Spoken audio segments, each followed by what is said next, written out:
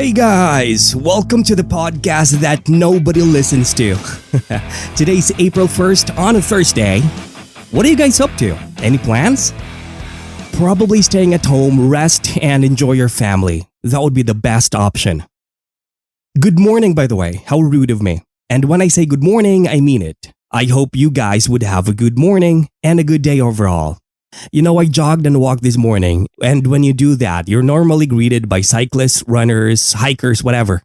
And when you see them, say good day, give them a nod or a wave. It changes people's mood. Life is shitty already and tough. You'll never know who you're gonna cheer up. Have you guys ever experienced working in an environment where everybody's grumpy? As soon as you open that door, everyone looks cold? That's the worst because that negative energy spreads out. It's very contagious. Then now you become one of them. So every time you go to work, you'll have that ball and chain in your leg where it feels like dragging yourself to work all the time. You're going, ugh, with that heavy breathe as you go, trabaho na sad. Here we go again. You know that feeling? There's nothing worse than a toxic working environment, especially when you're sitting beside a colleague that complains about everything. They hate their boss, hates what they do, and everyone's just lazy. Imagine walking to a workplace like that. You'll be exhausted, and as a result, you'll carry that same energy with you at home, and the receiving end would be your family members. So now you'll find fighting your brother, your sister, your spouse over nothing, and even scolding your kids. Now, I'm not saying that you go to work like Mickey Mouse going, "Hi guys, how are you today?" It's not like that. I'm just saying that work is already challenging no matter where you go. And it would be nice to have people around you that encourage you at least. Positive moods increase productivity in the workplace. It makes you work better.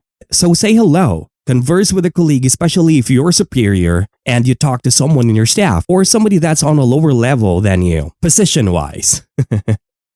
I'm no expert on this, but I think it's going to make people want to come to work and actually enjoy what they're doing. As a matter of fact, some people don't want to leave their jobs despite the low pay just because they feel like they have an extended family in the workplace. And leaving that job means leaving their extended family. For real. I tell you, a greeting changes a bit of everything. Just be nice to say hello. Life's already tough, just like what I said. I'm a very busy guy too, but I like it. I can't imagine not doing anything because if I have extra time on my hand, it allows my thoughts to run and go to places I don't want to. I become worried. Being a freelancer in the industry of voiceover talents and advertising ain't easy. I spend a huge chunk of my day recording voiceovers, editing advertisement videos, or looking for clients and promoting myself. Not to mention that there's a pool of voiceover talents out there that are way experienced than I am. That's the reason why I promote myself like crazy to a point where I get kicked off from group chats and online group clubs because most of these groups have a strict policy of no self-promotion. But I purposely joined these groups to promote myself because, hey, I have to hustle. I have to eat. There's people relying on me.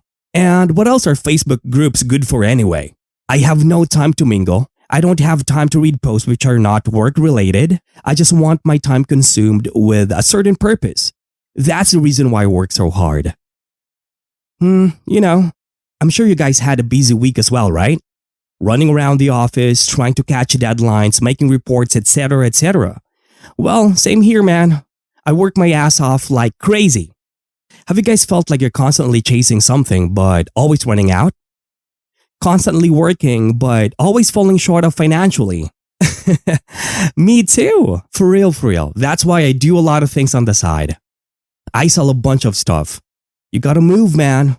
You gotta move. No time for bullshit. You know what? I find myself being inspired by other people hustling too. There's a guy who goes around door to door selling rugs for 100 peso a piece, and he walks under the scorching heat of the sun. I see him and I think about his family. How many people is he feeding? And above that, it motivates me. It gives me a perspective like, hey, this person is not complaining. He's working hard.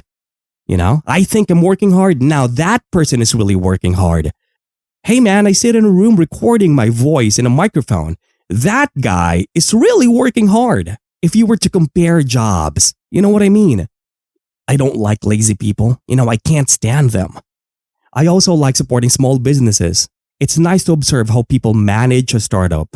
I learn a lot from it, by simply observing how startup market themselves, and I'm fascinated by it. I like making stuff, and I admire people who do that as well. It could be a business, art, an idea. It's a form of life education. Hold on, do you guys hear that? Wait a second. Naitao!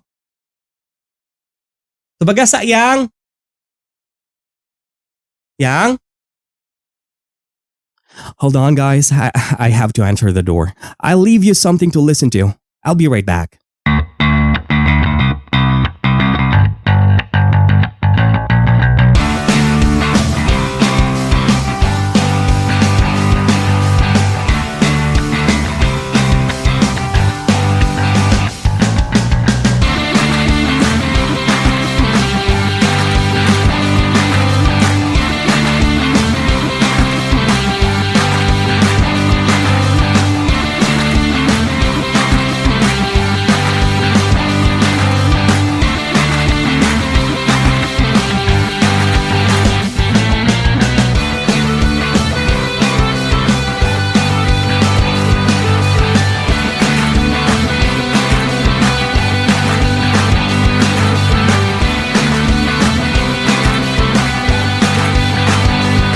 Hey guys, I'm back. I'm sorry. I ordered a small microphone, I believe more than 2 weeks ago. It just arrived today. You know what? I sell bikes, and if it's a pre-order, it's gonna take a month for the bike to get to the customer, but that's from abroad. That's why it takes time. But this, however, is from Manila, and I'm in Mindanao. 2 weeks plus is quite a long time, right? Anyway, there's no use getting upset at something that's beyond our control. Guys, it's Holy Week. I don't want to talk about religion, and not just religion, but politics, because I have friends and I know people that have different opinion that we don't agree on, and I think more people should do the same. Stop commenting negatively on other people's religion or political choices. Let me tell you something. When Noy Noy ran, he wasn't my choice. I didn't vote for the guy. But when he won, I supported him as our president because obviously the majority wants him to be there. Now, how he run this country is a different story, but hey, it is what it is. I have a huge sympathy to any leader running a country under these COVID times. I also admire the people who kept supporting their government instead of bashing it because I don't care who you are or how great of a leader you are during this pandemic. No matter who's president, I know that guy would struggle. So I wish nothing but good health, enlightenment, and wisdom to our president. And all the public officials, let's just help each other. How hard can that be? Rather than fighting, it's not the time to do that. For real. Anyway, also, like I said, it's Holy Week, and there's going to be people posting pictures of themselves being nailed on the cross, carrying Santo Niño figures, and I'm not Catholic, which means I have strong opinions about it. But I'd rather keep my mouth shut and respect what other people believe in. Hey, I'm pretty sure that other religions have a lot to say against born-again Christians too. I know this because I've seen and experienced it firsthand. Hell, I have a lot of opinions about my religion as well. Let me tell you something, really quick. When I was growing up, I remember going to church. I won't mention the name of the church. And inside the church, they have these envelopes on top of chairs where you put your tithes and offerings into. And at the back of this envelope is the family name of who's sitting on that chair. When you open this envelope, there's a tick box, and beside it is the listed amount of how much you want to offer. If I remember correctly, the amounts were 100, 500, and 1,000. And below that is what you want the church to pray for you. You see what's wrong there? I hope you can. And also, when I was in college, there's this pastor. I won't mention his name, but I really admired him, I looked up to him, and I wrote him personal letters, and I would feel excited to get automated or computer-generated replies. But to know that it was coming from him, I would be really excited because I really like this guy, this pastor. I also would listen to his promo CDs and be blessed by it. But I would remember halfway of the prayer, the audio would go, "If you want to hear more, become a member for a small fee of $10 and experience the Lord move in your life." They're praying for you at the same time selling their product.